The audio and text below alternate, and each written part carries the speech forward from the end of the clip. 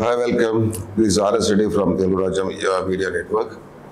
మనం ప్రస్తుతం కడప నియోజకవర్గానికి సంబంధించి మాట్లాడుకునే ప్రయత్నం చేస్తున్నాం.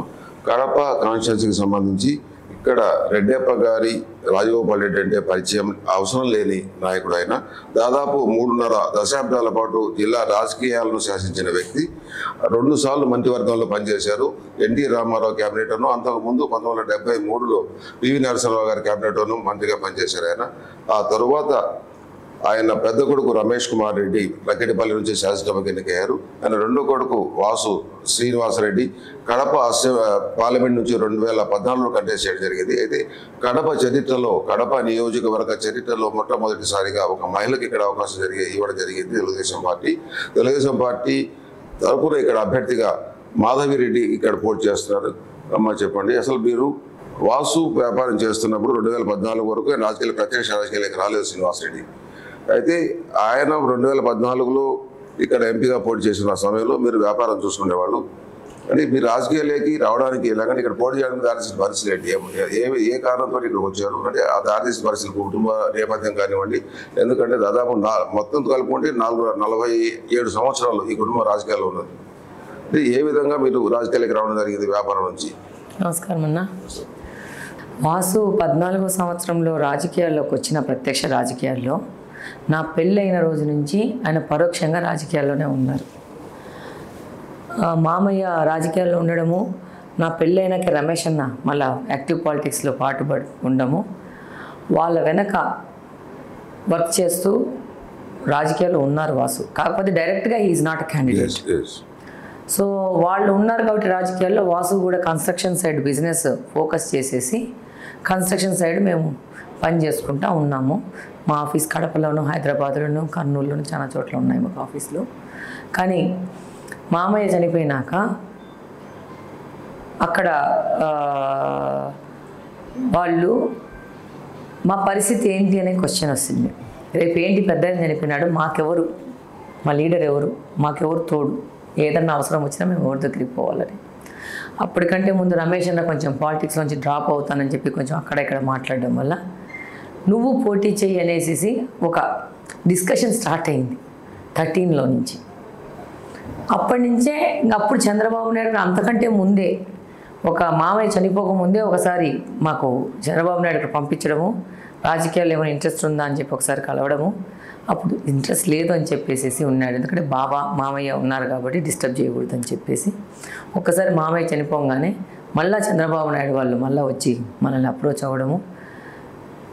ఆ విధంగా ఆయనకు చంద్రబాబు నాయుడు గారితో గంట మాట్లాడంగానే రాజంపేట టికెట్ కావాలని అడిగినారు. కానీ చంద్రబాబు నాయుడు గారే కడపలో పోటీ చేయి, నాకు ఇలాంటి యువకులు కావాలని చెప్పేసి సజెస్ట్ చేసి పంపించడం ద్వారా ఆ రోజు 2014 కడప పార్లమెంటు కంటెస్టెంట్గా పోటీ చేయడం జరిగింది.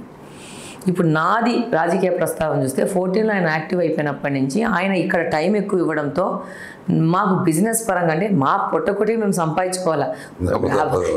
ఇప్పుడు కడపలో చూస్తే రాజకీయాలంటే వ్యాపారం లెక్క అయిపోయింది.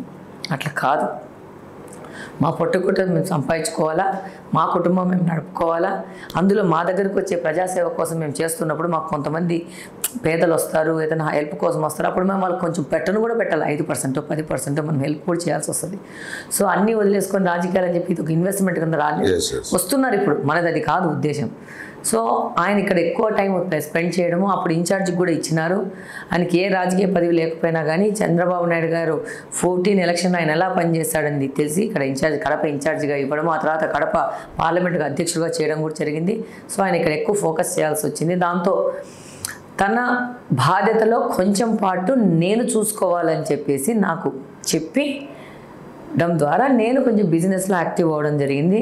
కొంచెం అడ్మినిస్ట్రేషన్ విషయాలు అవి చూసుకుంటూ ఆయన లేని టైంలో ఆయన యాబ్సెన్స్ని ఫుల్ చేస్తూ నేను చేయడం జరిగింది.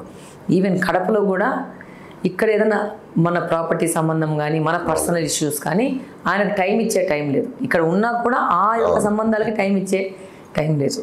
దాంతో ఆయన ఇవి కూడా నా మీద పెట్టేవాడు.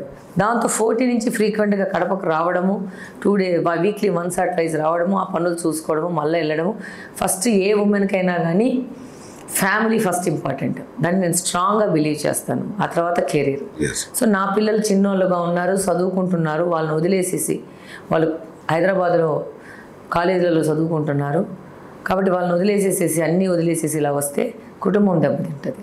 కాబట్టి రెండు బ్యాలెన్స్ చేస్తా. ఇక్కడ ఉన్న పనులు ఆయన ఇచ్చి నాకు 20% 30% పనులు చూసుకుంటా, దాంతోపాటు మా పిల్లల పెంపకం చూసుకుంటా, రెండు బ్యాలెన్స్ చేస్తూ వచ్చినాను. కానీ 19లో ఎలక్షన్లో ఓడిపోవడము మన తెలుగుదేశం పార్టీ, ఆ తర్వాత ఇక్కడ ఒక స్తబ్దత ఏర్పడడం జరిగింది. దాంతో చంద్రబాబు నాయుడు గారు మొదట ఇక్కడ ఒక మహిళకి ఇవ్వాలనే థాట్ ప్రాసెస్ ఆయనకు స్టార్ట్ అయింది. అప్పుడు నాకు కూడా ఈ 10 ఏళ్ల టైంలో నా రెస్పాన్సిబిలిటీస్ కూడా అయిపోయినాయి. ఇంపార్టెంట్ ఏంటమ్మా, స్వాతంత్రం వచ్చి 76 సంవత్సరాలు అయిపోయినప్పుడు కూడా ఇన్ని ఎలక్షన్లో కూడా కడప కాన్స్టిట్యూన్సీ సంబంధించి ఎక్కడ మహిళకు అవకాశం ఇవ్వలేదు ఏ పార్టీ కూడా. ఫస్ట్ టైం ఈ కాన్స్టిట్యూన్సీ నుంచి మిగతా కాన్స్టిట్యూన్సీలో పోటీ చేశారు. ఇప్పుడు రాజంపేట కానివ్వండి, రాజచోటి కానివ్వండి, ఇక్కడ బద్వేలు కానీ ఇక్కడ పోటీ చేశారు. కానీ కడప నుంచి ఇంతవరకు మహిళకు అవకాశం లేదు. మీరు ఫస్ట్ టైం అవకాశం ఇచ్చారు. అవును, నాకు అవకాశం ఇచ్చారు. నాకు ఇక్కడ మహిళకి ఇస్తున్నారని అంటే నేను కూడా ఒక పొటెన్షియల్ క్యాండిడేట్ అనేది శ్రీనివాసరెడ్డి గారి అభిప్రాయము. నువ్వు రావాలా, నువ్వు ఉండాలా, చెయ్యాలా, అవకాశం వస్తుంది అన్నారు. దాంతో నాకు కూడా ముందు చెప్పడం జరిగింది. ఒక 6 నెలలు ఆలోచించడం జరిగింది. మా పిల్లల్ని కూడా సెటిలైట్ చేయడం జరిగింది. ఆ తర్వాత చంద్రబాబు నాయుడు గారికి మా ప్రపోజల్ పెట్టడం జరిగింది. ఆయన నాతో పాటు మిగతా మహిళలను కూడా ఆయన ఆలోచించడం కూడా జరిగింది. ఆయనే నాకు శ్రీనివాసరెడ్డి గారి భార్య అని చెప్పేసి ఏకదమ్గా నాకేం టికెట్ ఇవ్వలేదు. ఇది వెరీ క్లియర్. సార్ నాకు చెప్పినాడు కూడా, పెద్ద పెద్ద ఫ్యామిలీస్లో ఆడవాళ్ళని తీసుకుంటాము కొన్ని విషయాల ద్వారా, లేడీస్కి ఇంపార్టెన్స్ ఇవ్వాలని చెప్పేసి. ఒక్కొక్కసారి మేము తీసుకున్న నిర్ణయంలో మీరు ఫెయిల్ అయ్యాల్సి వస్తుంది, ఎందుకంటే వాళ్ళకు కూడా పొటెన్షియల్ ఉండాలి. అందుకనే నిన్ను చూసి నీతో గంట మాట్లాడినాకనే నేను డెసిషన్ తీసుకుంటున్నాను. You have to be very careful. నువ్వు రాజగోపాల్ రెడ్డి కోడలివి, ఓకే? శ్రీనివాసరెడ్డి నాకు అత్యంత ఆప్తుడు. ఏ రోజు కానీ నేను చెప్పిన ఏ మాటకు జవదాడు. ఆయనకు నచ్చకున్నా కూడా మీరు ఎట్ట చెప్తే అట్ట సార్ అని చెప్పేసి వెళ్ళిపోతాడు. సో కాబట్టి వాళ్ళిద్దరు లెగసీ క్యారీ చేస్తూ నువ్వు జాగ్రత్తగా ఉండాలని చెప్పి నాకు ఒక వార్నింగో, ఒక ఆత్మీయంగా, ఒక తండ్రి పొజిషన్లో చెప్పడం జరిగింది. నేను కూడా చెప్పాను, నేననే మనిషిని ఇక్కడికి సూట్ అయితే మీరు నాకు ఇమీడియట్గా అనౌన్స్ చేయండి. నాకు పని చాలా ఉంది. ఇక్కడ స్తబ్దత ఉంది. పార్టీ యొక్క క్యాడర్ చిన్న భిన్నం అయిపోయింది, చల్లా చెదురైపోయింది. ఇది ఎలా చేస్తామని చంద్రబాబు నాయుడు కూడా ఒక క్వశ్చన్ వేశారు. Over a period of time ఒక స్తబ్దతలోకి వెళ్ళిపోయింది. ఇక్కడ 20 ఏళ్ళ నుంచి మన పార్టీ గెలవలేదు. అది మేజర్ డ్రాబ్యాక్. సో ఇక్కడ ఎలా చేస్తామని అనుకుంటే చేస్తాను సార్. నేను కూడా కొన్ని విషయాలు చాలా మొండిగా ఉంటాను. నేను ఒక మదర్ లాగా ఎట్లా పిల్లల్ని పెంచుతామో స్ట్రిక్ట్గా, డిసిప్లిన్గా అలానే పని చేస్తాను అని ఆయనకు కూడా చెప్పడం జరిగింది. సో ఆయన ఓకే అన్నారు. నాకు ఇమీడియట్గా ఉంటే మీరైతే అనౌన్స్ చేయండి, మరి టైం లేదు, 6 months కూడా షార్ట్ అన్నాను. సో ఇమీడియట్గా నేను కడపకు రాగానే శ్రీనివాసరెడ్డి గారి బర్త్డే రోజు నన్ను అనౌన్స్ చేయడము, ఆ రోజు రాత్రి చంద్రబాబు నాయుడు గారు అరెస్ట్ అవ్వడము, మరుసటి రోజు పొద్దునే మేము ఊపిరి తీల్చుకోలేని విధంగా రోడ్ల మీద పడి ఉద్యమాలు చేసుకుంటాం. ప్రజలకు దగ్గర కావడానికి మాకు ఆయన అరెస్ట్ అనేది మమ్మల్ని ప్రజలను దగ్గర చేసింది. Please do subscribe to Telugu Rajyam channel. Please do subscribe to Telugu Rajyam channel. Please do subscribe to Telugu Rajyam channel. Hi అండి, నేను మీ ఆర్పీని, నెల్లూరు పెద్దారెడ్డి చేపల పులుసు ఓనర్ని. మీరు తెలుగు రాజ్యం అనే ఈ యూట్యూబ్ ఛానల్ సబ్స్క్రైబ్ చేసుకుని మంచి వీడియోలతో వస్తారు.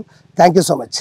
Hi people, I'm Sonakshi Verma and you please watch Telugu Rajam and please subscribe to the channel.